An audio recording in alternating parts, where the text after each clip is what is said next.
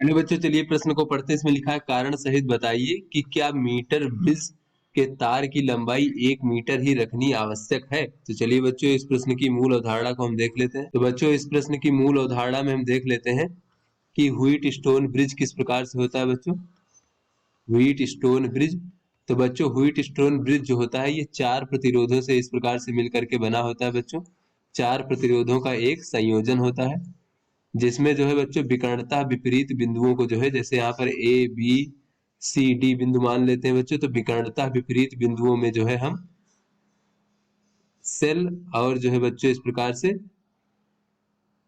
धारा मापी को लगा देते हैं बच्चों इस प्रकार से। तो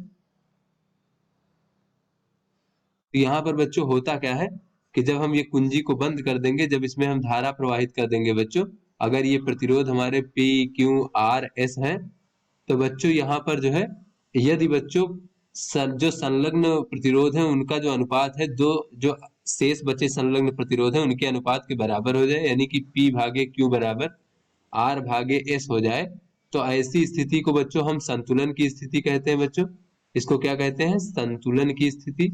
तो संतुलन की स्थिति में जो है बच्चों, इसमें जो है हमें शून्य विक्षेप की स्थिति प्राप्त होती है, यानी धारा मापी में से कोई धारा प्रवाहित नहीं होती, यानी कि IG बराबर शून्य होता है। इस प्रकार से ये धारा इस प्रकार से आती है और इस प्रकार से आगे निकल जाती है।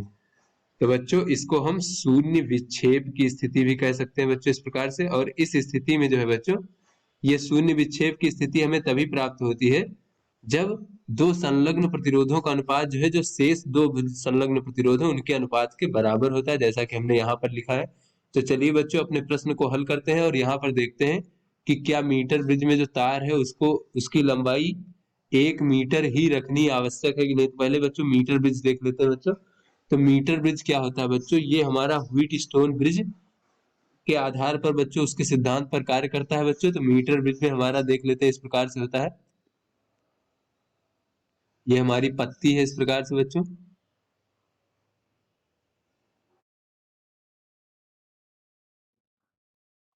तो बच्चों इस पत्ती में यहाँ पर हम इस प्रकार से पेज की सहायता से ये प्रतिरोध बॉक्स लगा देते हैं। मान लीजिए किसी भी क्षण यहाँ पर बच्चों हम देख लेते हैं इस प्रकार से, ये हमारा यहाँ पर बच्चों इस प्रकार से प्रतिरोध बॉक्स लगा देते हैं।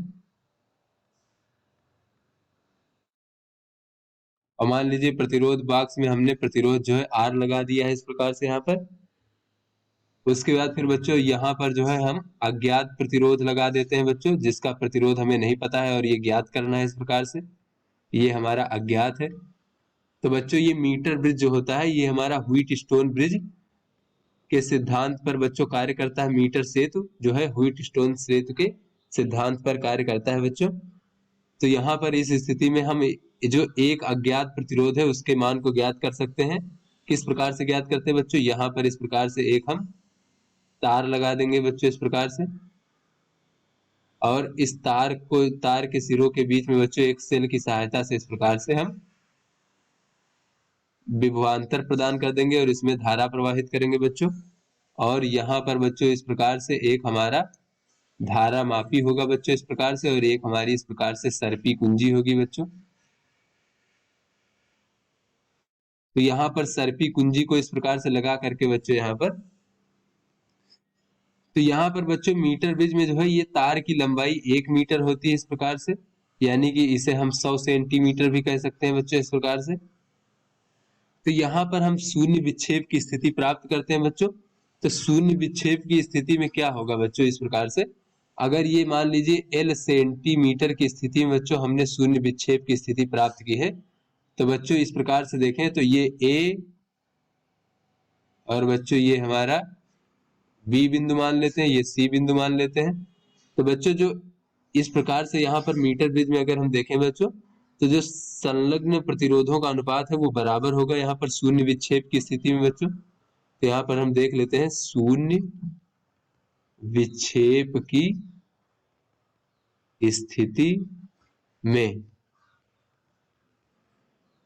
तो यहाँ पर बच्चों R भागे S बराबर क्या हो जाएगा बच्चों? ये R भागे S बराबर हो जाएगा इस AB तार का प्रतिरोध भागे BC तार का प्रतिरोध, AB तार का प्रतिरोध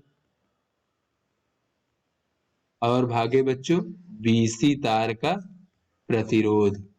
तो इस प्रकार से बच्चों व्हीटस्टोन के सिद्धांत पर ये कार्य कर रहा है यहाँ पर।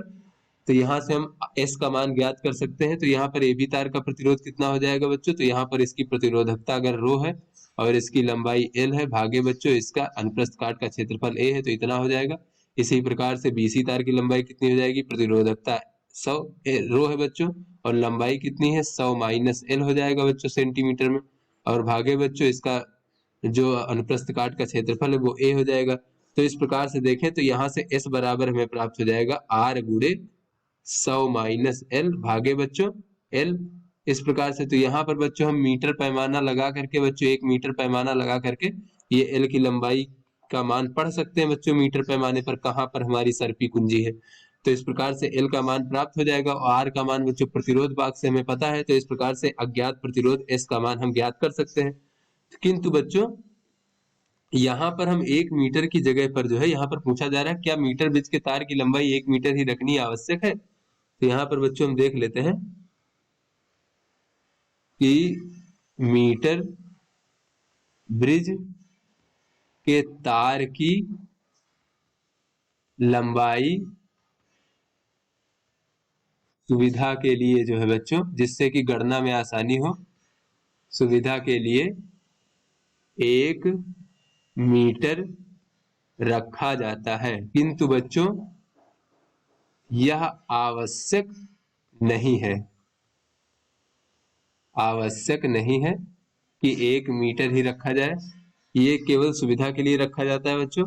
और यदि मान लेते हैं कि मीटर ब्रिज में जो है बच्चों तार की लंबाई अगर 1 मीटर ना होकर के अगर कैपिटल L हो बच्चों, यदि तार की लंबाई कैपिटल L हो तो ऐसे में क्या होगा बच्चों, जो हमारा ये अज्ञात प्रतिरोध है S बराबर वो हो जाएगा S बराबर R गुणे, और ये बच्चों जो पहले 100 सेंटीमीटर था वो L हो जाएगा, तो इस capital L minus small l भागे बच्चों स्मॉल l। इस प्रकार से तो तब भी जो है बच्चों हम यहाँ पर अज्ञात प्रतिरोध का मान ज्ञात कर सकते हैं। यह आवश्यक नहीं है कि मीटर ब्रिज के तार की लंबाई 1 मीटर ही होना चाहिए। तो आशा करते हैं आपको समझ में आ गया होगा। धन्यवाद।